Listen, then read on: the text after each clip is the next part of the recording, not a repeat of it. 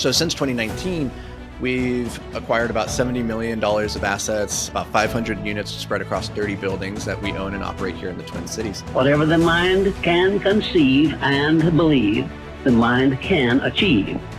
Welcome to the Dream Big and Think Different podcast, where we inspire, impact, and empower. Progress is impossible if you always do things the way you have always done things. It's time to dream big. Here's your host, Dr. Sachin Maskey. All right, welcome to another episode of Dream Big and Think Different podcast, where our mission is to inspire, impact, and empower millions of people. I'm your host, Dr. Sachin Maskey, and we have a very special guest today who is another dreamer, Anthony Vicino, and has very, very inspiring story that we all need to hear. I'm very honored and lucky to have you in our show. Welcome to the show, Anthony. Hey, thanks for having me, man. It's good to be here. How are you today? I'm good. I'm having a funny day, actually. So I go to the gym every morning, and I live in Minnesota for context, and we had a blizzard last night. So my car got stuck in the driveway in the snow, and it took us about half an hour to dig it out. So I finally got it out, came back inside. I have a standing desk here. And I pushed the button to put it into sitting mode, and it gets stuck halfway. And so then I was in squatting mode for the morning. So all that's to say is, like, it was a weird start to the morning, but then it all turned around because my best friend in the world, who I haven't seen in a couple of years, texted me this morning and was like, "Hey, I'm in town." And so, wow, like, the universe gives and the universe takes, and at the end of the day, it's a good day. Thank you. Yeah, amazing.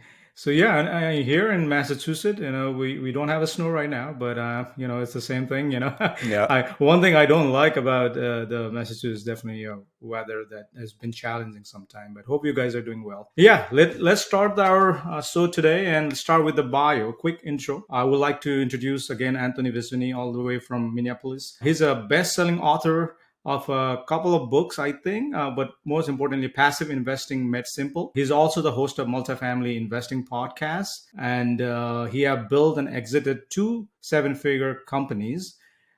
He built 2 8-figure company, and he is the co-founding member of the private equity real estate firm called Invictus Capital, and which is based in Minneapolis again. And basically, anything I missed, Anthony, there in your bio? No, that's the highlights. That's about it. All right, good. Welcome to show again, and happy, and I'm very honored again to have you in my show. So my first question today for you, I always ask everyone in my show, is who is Anthony and why he is in this world? That's a good question. I think, everything that was in that bio, those are like the highlight reels, right? Like the things that went really well and the successes that we like to point to. But I think a lot of what forged me and got me to this place is not so much the successes, but a lot of the failures. And like the really big failure, the thing that I struggled with, at least for the majority of my life, was having severe ADHD.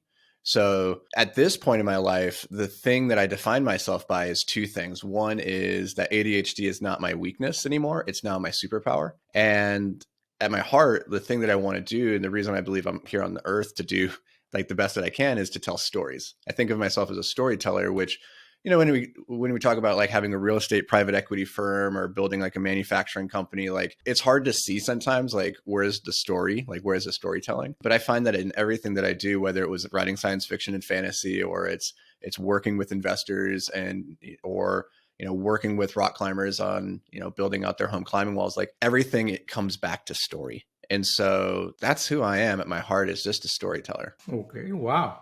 Yeah. So tell me more about your story. How was your childhood? What was your childhood dream? As you know, our podcast is more about your dream and stories. So we'd like to hear more about it, man. Yeah, it's interesting. My dad was in the military, so we traveled a lot when I was young, and we were moving every couple of years until I was about 15, 16 years old. And I really struggled actually I struggled for a long time until about my 30s, but especially when I was in my teenage years, because again, I have ADHD, and the solution for it at the time was they put me on Ritalin. And the Ritalin had a very adverse side effect that we weren't aware of until many years later, that it was a side effect that I was experiencing. But long story short is it just made me feel trapped. It made me feel trapped inside my body. Like it would put me into this kind of zombie-like mode. And I hated that feeling. And so when I was 16, I was given the choice of going off that drug. And I took it because I didn't want to feel trapped. I wanted to feel free. Like freedom is one of my highest values. And so suddenly I was free from the drug, but I was now 16, a kid with ADHD that didn't have systems to like navigate life and get out of my own way. And so like now I was kind of prisoner to this new thing, which was infinite potential. Right. And I think a lot of people can relate to this, where they feel like this greatness inside of them, but they just don't know how to tap into it and how to like make meaningful progress towards their goals. And so as a result, they just feel like they're spinning their wheels. And that was me until I was about 28 years old. I went to college. I got through because I'm really good at taking tests, but I'm in every other way, I'm a terrible student. I was a terrible employee. I was getting fired from, I've probably held close to 30 jobs in my life. And I got fired from the majority of them because I was unreliable. I was unfocused, and I was just like pretty lazy at the end of the day when it comes to working for other people. And so all these things kind of, manifested in different ways that was not leading me towards my greatness. But through my 20s, I pursued a life as a professional rock climber, which allowed me to go and kind of do my own thing and kind of live outside of society's expectations. I could just go live in the dirt and climb on rocks all the time. And it was an awesome life until I tried to marry this woman. I went to her parents and I asked, can I marry your daughter? And I remember her mom looks at me and she goes, well, what are you going to do to provide for our daughter? Mm-hmm. And she was like, not kidding. Like she was like dead serious. Like, you're like, who are you? And that was the first time I realized like, oh my gosh, like I don't have any value to society right now. I've just kind of gone off and been Peter Pan for the last decade.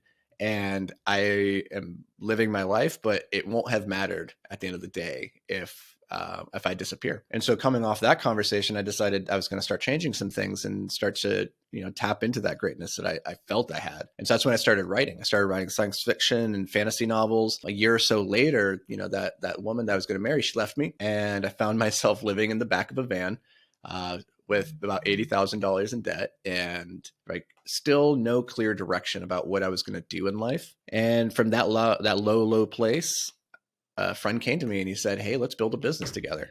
And so that was my first experience building a business. It was a window washing company. And that ignited my love of entrepreneurship and everything that has to go with that. And that's just what I've been doing for the past decade now, is just building businesses. Wow, that's a very, very inspiring story for sure. I was just writing down a little bit notes here. Well, 16 years old, I'm a doctor myself, and I know the feeling of the drugs. I practice something called functional medicine myself. I've been practicing for 16 years, and it's what I just, wanted to tell everyone is, the drugs is not the fix.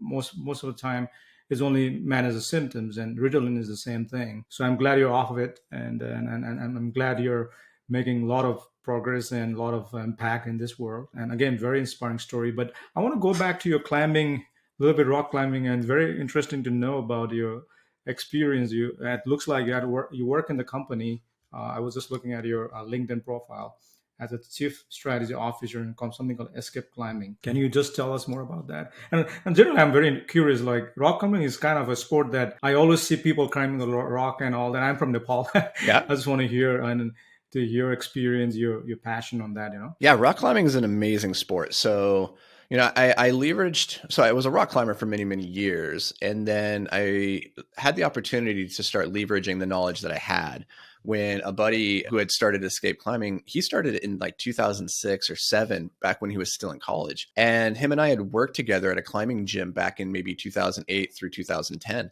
And so we were really good friends. And I moved back to Minnesota in 2016, 2017. And I'd had a number of business successes at that point. And at that point, Escape was doing $300,000 in top line revenue. It was a company with maybe 3 employees. And what we did was, what it was doing at the time was producing polyurethane rock climbing holds and then importing hardware and wall building supplies from overseas. And so what that looks like is, if you've ever been to an indoor rock climbing gym, then you've probably climbed on, our holds. So those little plastic holds that are on the wall, like in all the hardware that attaches them and the wood that goes into the wall, that all comes from us. And so in 2016 or 2017, I had just come off a pretty successful exit of another business, and I wasn't really doing anything. I'd moved back to Minnesota to be closer to friends and family. And Ryan, he came to me and he's like, hey, you're not really doing anything. Come help me do this thing. Come help me build this. Mm-hmm. Let's take it to the next level. And so we executed what we called at the time Operation Cannonball, which is a really cool concept, which I can explain here in a second. But effectively what we did is we grew from about that 300,000 in revenue to about 3 million in top line revenue in the span of 2 years. Wow. And went on to become the second largest manufacturer of rock climbing holds in the world and the largest importer of hardware for the rock climbing industry. And so, the climbing industry is like fairly small, all things told. It's probably like total addressable market is only around 50, 60 million in what we're talking about here with climbing holds. So it's fairly niche, fairly small, but it's an amazing industry. It's a lot of fun because at the end of the day, the people that get into rock climbing, they get into it because they're just passionate about it, right? Like a lot of people go to the gym to do their workout and they don't necessarily love it. Nobody goes to the climbing gym unless they love it. And so I think getting to serve that community has been a really great blessing for us. Sure.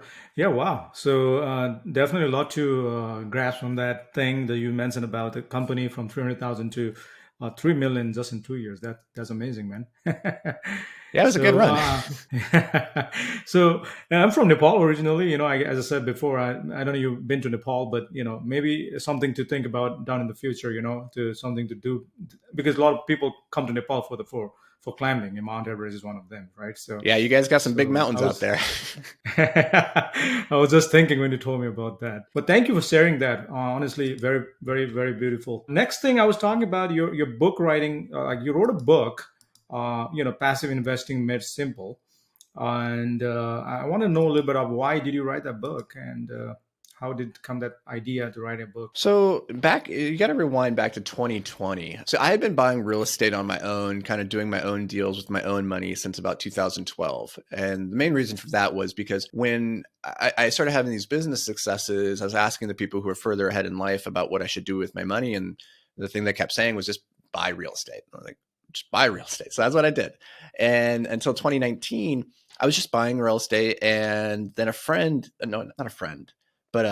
member inquired about like potentially investing with me. And I was like, well, okay, well, I don't know what that looks like. Let's explore that. And it was around the same time that I met my now partner, Dan Kruger, who I went on to found Invictus Capital with. And he was doing a very similar thing, which was buying real estate with his own money. And then in 2019, we started syndicating, which is a way for investors just to pool their resources. Like every deal needs three things. It needs somebody who has the time, somebody who has the experience, and somebody who has the capital. But not all three of those things have to come from the same group, right? Or the same person. And so what we do is we create this relationship where we bring in passive investors to bring capital, and then we put in our time and experience and a little bit of our own capital as well to go and operate the assets. So since 2019, we've acquired about $70 million of assets, about 500 units spread across 30 buildings that we own and operate here in the Twin Cities. And the book came about because in 2020, the world kind of came to a grinding halt with COVID. And we had some pretty ambitious acquisition plans going into 2020, but they kind of got put on hold because nobody was really transacting. It was a really unclear market environment. And we didn't really like the risk dynamic of not knowing what was going to happen. So we just kind of sat on our hands. We did a deal in January, and then we sat on our hands, didn't do our next deal until November. But instead of doing deals, we decided, okay, let's use this time to try to create content that can serve people and speak to them and help them understand what it is that we do. Not just us, but like syndication in general, because it is kind of an esoteric concept for a lot of people. They've never heard of it. And so we launched our podcast, Multifamily Investing Made Simple, in April of that year. And to this day, we've done about 350 episodes. It's one of the top podcasts on iTunes, which is pretty rad. The book came about because we were having a lot of the same conversations over and over and over with new investors. They were asking all the same questions about, okay, how does this work? Why multifamily? What's a cap rate? What's CapEx? What's a good return? Like all those questions. And instead of sitting down and having the same conversation hundreds of times, we decided, well, let's just write a book about it and try to distill everything that we know and make it as simple as possible so we can just hand it to people who are asking these questions and they can consume it and learn on their own speed. And then as they have more questions, they can come to us. So that was our goal when we wrote the book. But what we didn't expect was when we launched it in 2021, it just went straight to the top of the Amazon chart for commercial real estate. And it just like sat at number one for like 4 or 5 months straight. And to this day, a year and a half later, it's still in the top 10.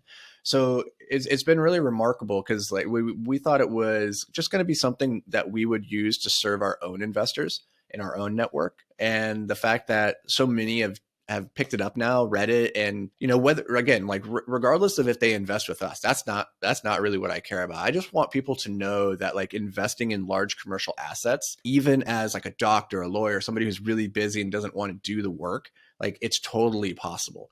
And so we wrote that book from the angle of the passive investor, the person who has no interest in being the active investor. And that's an important distinction because a lot of the resources that were out there, they're all geared towards people that want to do what we do, which is like, how do you go and find a building? How do you purchase the building? And for most passive investors, like if you're a doctor listening to this, you're like, I don't want to do any of that stuff, right? So there just weren't very many resources designed for those consumers. And so I think this book just kind of hit a nerve because there was like just a really underserved market of people who wanted to learn how to do this, but there just was no resources out there. So it's kind of a long, convoluted story of how we just kind of got lucky and backed into, striking a nerve, I guess. Sure. Yeah, definitely. The book is for my journey where I am now. I actually have changed my mindset. I read a book called, probably you already did also, Rich Dad and Poor Dad by Robert Kiyosaki. So once I read the book, I mean, my mindset completely changed, and then book can change life, and I started reading a lot of books, and I read like 100 books after that. And that's the reason I'm doing podcasts now and trying to help inspire, impact people. But yeah, congratulations on your book. Amazon bestseller is definitely way to go. And I've experienced writing a book myself. It's something I felt, when I was writing, I was so much to give, and so much to share. And and it's really a good way to put down your story. I have to imagine that that Rich Dad Poor Dad has probably made more millionaires than any other book ever written. And I think because this story that you just shared, where it's like you read it and it changed your perspective and it changed your whole outlook on this world. I hear this so many times, and so these days Robert Kiyosaki is a little bit of he's gone a little bit off the deep end. He's a little bit crazy now. It seems like, but that book has positively impacted probably more lives than like we could even calculate. It's amazing. Absolutely. Guess what? How I found him? It was Facebook. Oh, funny. And, yeah. And found the book, and interestingly, it's an amazing book. Definitely, everyone should read that. I highly recommend. And again, your book, I haven't read your book, but I'm looking forward to read your book too. Yeah, and I would say for anybody, if anybody's listening to this and they want to get a copy of the book, you can get it from Amazon. It's like $6 Kindle, the $20 for the physical copy. Or if you're listening to this podcast and you just go and drop a review for this episode, like go to iTunes, go drop a review real quick, and then shoot me an email at anthony@invictusmultifamily.com and just say, hey, I left a review. I heard you on Sachin's podcast. I'll send you a free copy of the book. We'll just send you out a physical. All you got to do is leave a review. That's all I ask. You're listening to the Dream Big and Think Different podcast with Dr. Sachin Maskey. Be sure to stop by SachinMaskeyMT.com to download a free copy of Dr. Maskey's book. Well, thank you. I really appreciate that offer. Again, you have so much to discuss today, but I want to focus, and you already talked about podcasts, WeBook, your climbing experience. The main thing I'm interested to know about you, what you're doing right now, the current focus, something called Hyperfocus Masterclass. I'm very interested to learn more about it and see how you came up with this idea and what you're doing with this. Yeah, so Hyperfocus is interesting because, for so long, my life was dictated by ADHD in a negative way where I couldn't control, because a lot of people misunderstand ADHD. It stands for attention deficit hyperactivity disorder. And a lot of people think that means that we don't have the ability to focus, which isn't true. It's that we don't always control what we're focused on. But when we are focused, we have the ability to go into this very deep state called hyperfocus, which is very similar to the flow state. And this is why, when somebody with ADHD goes into this hyperfocus state, like they literally just lose themselves. They lose time, they lose any connection with the world. And this can be a good thing or it can be a bad thing. And for me, for much of my life, it was a bad thing because I didn't control where my hyperfocus was going. So I'd watch video games, or I'd watch TV, or I would do things that weren't moving me forward in life. And so the real turning point in my life was when I started to figure out how I could use hyperfocus to move me towards goals, like write a book, right? Like suddenly in the span of 3 years, I wrote 12 books because I could hyper focus on that and do work at a level and an output that most people just could never conceive of. And so recently in the last year, I've been exploring and been getting a lot of feedback from people trying to understand how I've kind of overcome ADHD or turned it into a superpower, so to speak. And in doing that, I've found a lot of fulfillment in sharing the things like the tools, the resources that have helped me a lot in just becoming more focused and getting like more out of this thing. Because you hear people say all the time that time is your most valuable asset, which I do not believe, because nobody pays you for your time, right? Like if you were just paid for your time, you could just show up and pass out and they would give you money, right? But nobody does that, right? And if somebody comes into your room right now and they're like, hey, can I get a minute of your time? You're not actually just, going and getting, a unit of time out of the corner and giving it to them. What they're really asking you for is your attention. What you're really being paid for is your focus, right? And so the quality of your focus, like that is your most valuable asset. And the thing that I've been really excited about with this Hyperfocus Masterclass is just trying to take everything I've learned about overcoming distractions and sabotage and like all of these things so that you can take that most valuable asset of your focus and direct it towards your goals in a meaningful way. And so that class is just everything I know that's worked for me, from things around, environment design to creating a productivity system that you can actually implement. And going back to something you said before, coming from a functional medicine background, like drugs, they treat the symptoms. And so if you really want to be focused, you have to treat the underlying issues, right? And the underlying issue is largely biological, psychological, and environmental.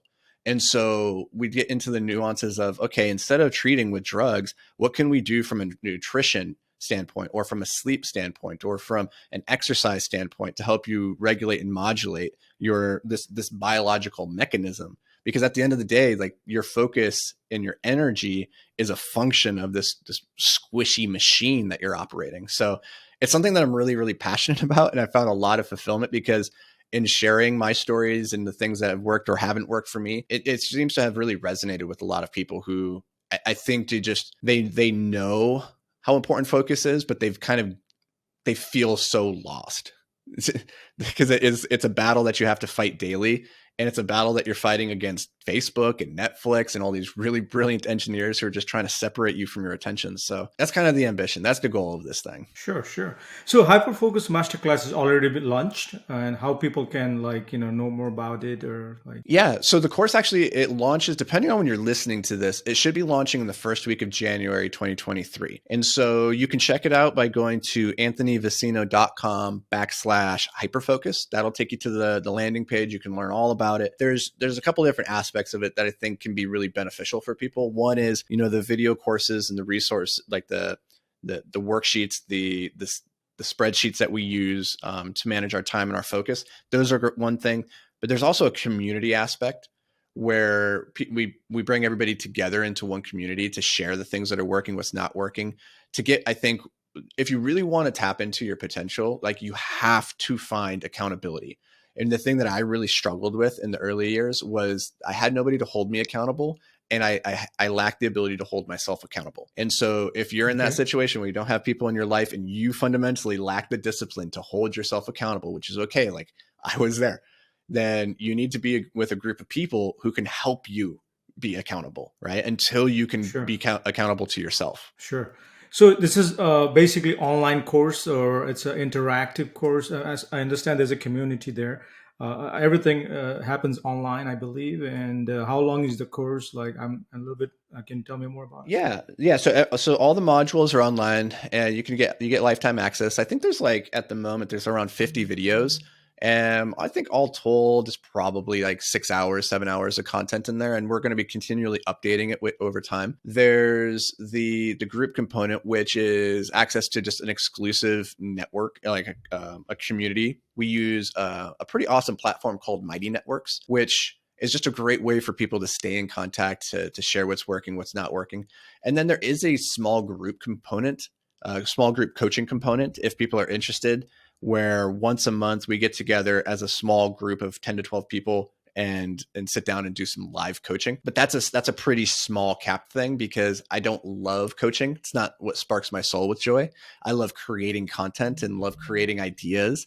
And I don't consider myself a great coach, but I do recognize that there's a lot of value in getting personalized feedback. So that's why we do the small group coaching. Well, sounds good. Sounds good. So there is definitely a lot of value in this. Looks like what would be your main? What kind of people should use this as a resources? And like, do you have anybody specific people that you're like helping out with this? I think the people who are best served are the ones that are committed to being on a lifelong pursuit of better, not best, because there is no best. There's just, the goal is just to be better than what you were yesterday, right? And better has no finish line. So if you're committed to that, if you're like, whether you're an entrepreneur, you're an investor, you're just a high functioning W-2 employee who's like, you just want to be better tomorrow than you were today, and you're committed to that path, then you're going to get a lot of value out of something like this.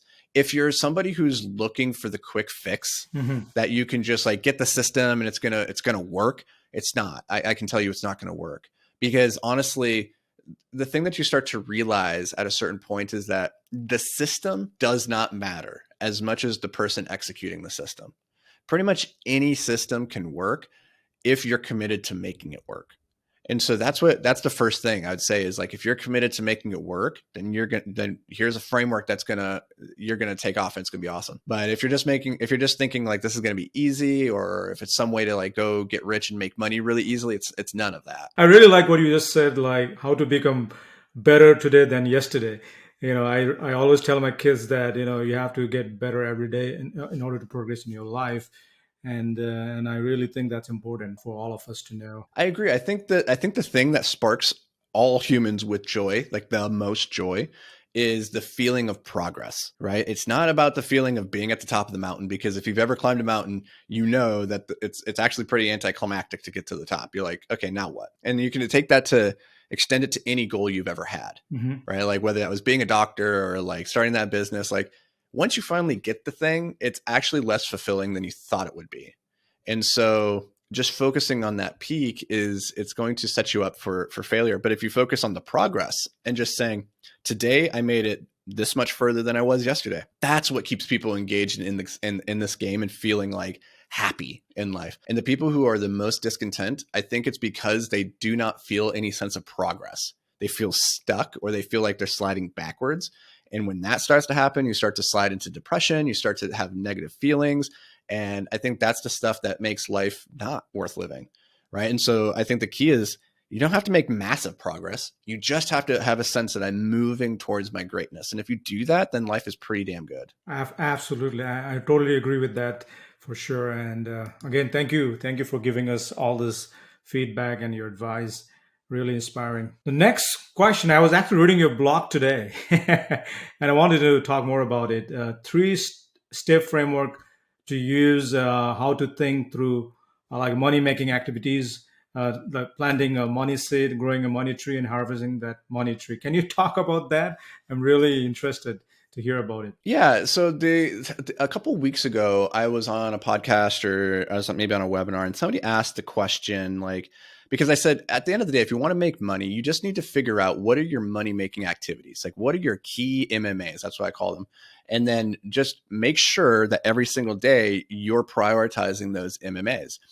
And somebody that asked me afterwards, they're like, okay, so what do your money making activities look like? You, Anthony, in your life as like a person who's creating content and like writing books, or like buying real estate or building businesses. And I was like, that's a really interesting question. And so I started to like unpack it. And the thing is that, like, I believe that details and specifics are not super useful because they're so context dependent. So me telling you exactly what I do and how that looks, that's interesting, but it's not necessarily going to serve you. And so I find universal frameworks and concepts to be better because then you can take the pieces and apply them to your context. And so as I was unpacking, like what are my MMAs, I started to come up with this framework of the money tree, which is if you want to make money, like in a business, let's say, you have to go through 3 stages.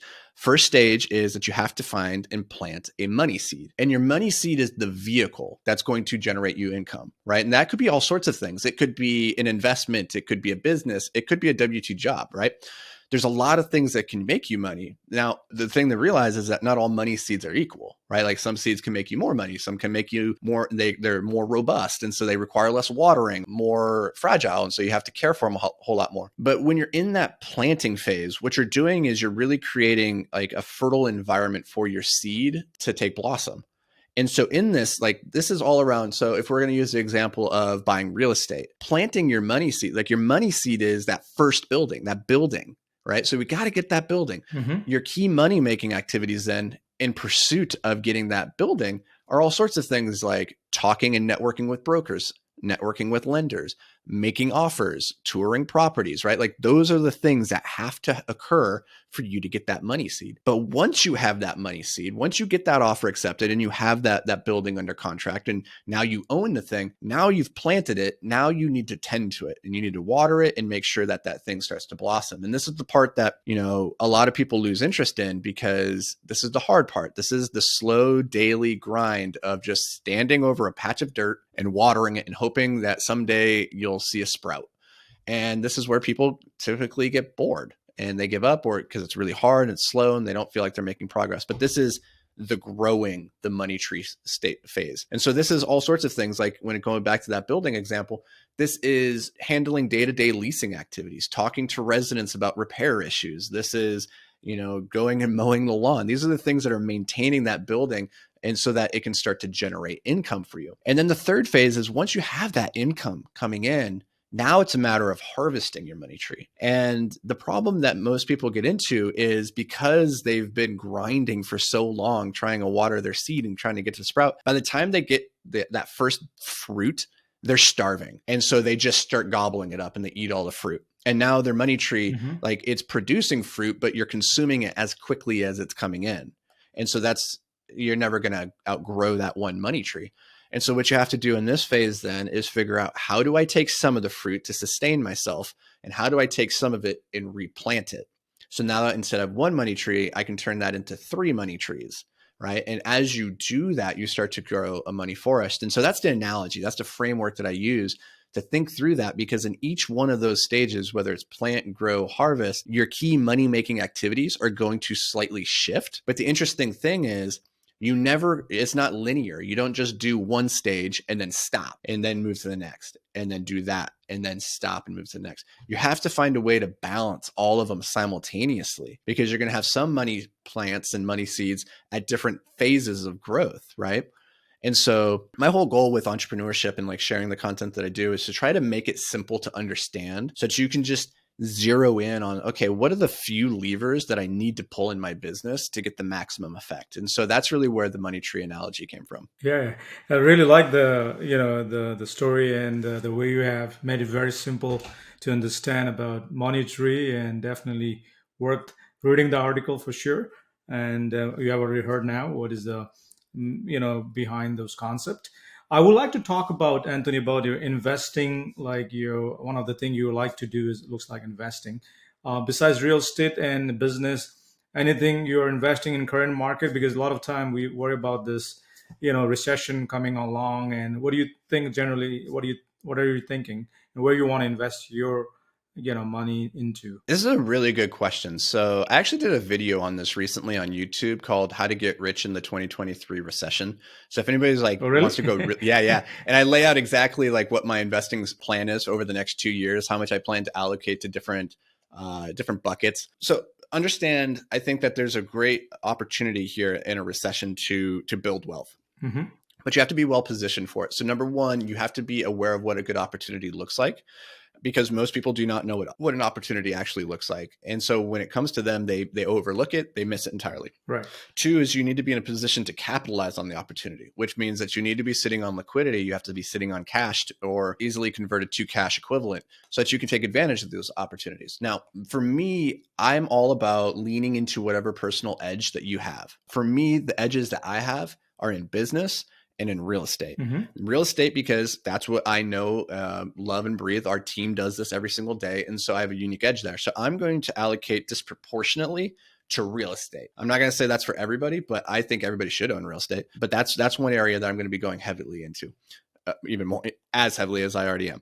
2 is businesses. So I have a unique skill in that I'm very good operationally, stepping into a business and helping take it to that next level. So over the next 2 to 3 years, I'll probably be investing in a handful of small companies that are maybe doing somewhere between like 500,000 to 2 million in top line revenue, and help take them to that next level of doing 5 million to 10 million. And so I'll be investing heavily into that as well. In addition, so those are like my more active investments. And in addition to that, stocks.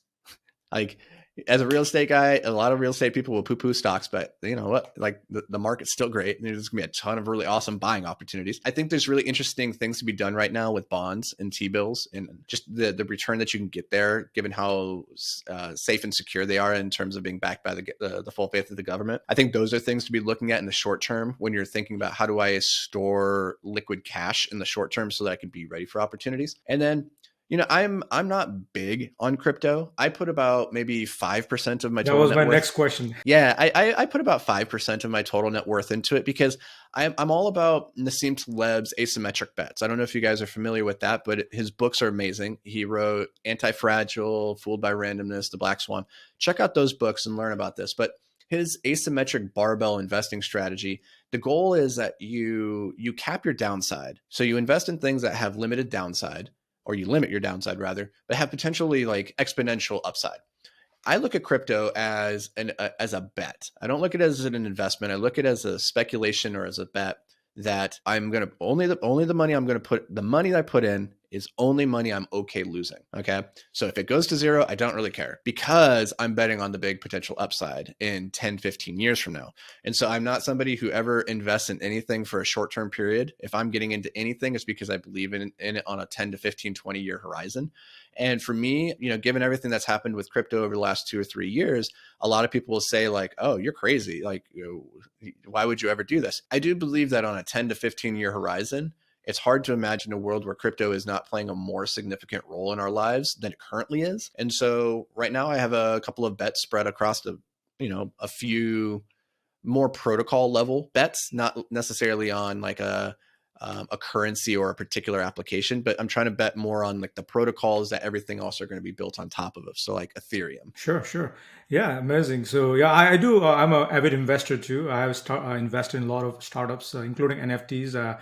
And cryptos and a lot of startups in the business. Real estate is my main thing too, as you are also doing that. Tell me more about your real estate, but what kind of real estate you guys are focusing for right now? And I'm hoping you're doing a multifamily, I'm not sure, but can you tell me more about that? Yeah, we're super boring. So all we do are a couple of things make us pretty boring. There's one, we only do multifamily investing. 2, we only invest in the Twin Cities, which is our backyard. It's our hometown.